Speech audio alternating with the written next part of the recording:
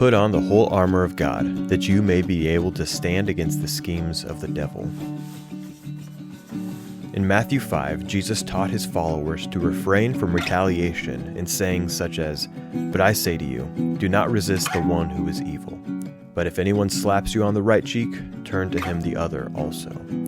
And it seems that we should carry the nonviolent attitude of Christ not only into our interpersonal conflicts, but also into the realm we often refer to as spiritual warfare. Although we often think of our role in spiritual warfare as being that of a fighter, perhaps it is better to think of ourselves as protesters.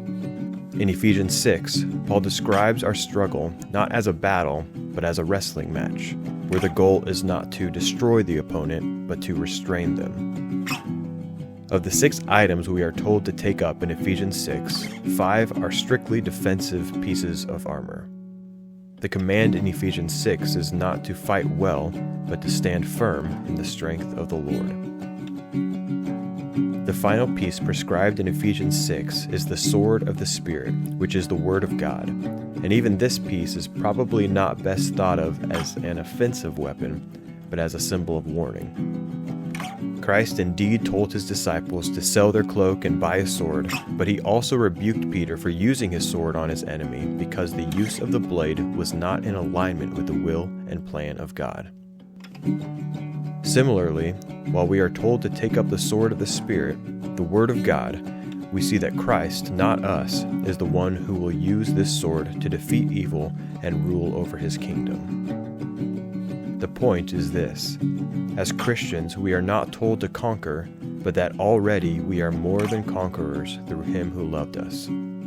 Christ is leading us in a triumphal procession through the streets of wicked Babylon. This is our spiritual warfare, our rebellion against the forces of evil, both human and spiritual. To rejoice in the death and resurrection of the Son of God, and the already not yet victory of the Son of Man. We will, as we walk, be challenged by mocking, blockades, or attacks, but the war has been won, and we peacefully march forward with resolve to the reward that awaits us ahead. We resist and restrain evil by refusing to stray from following our triumphant King.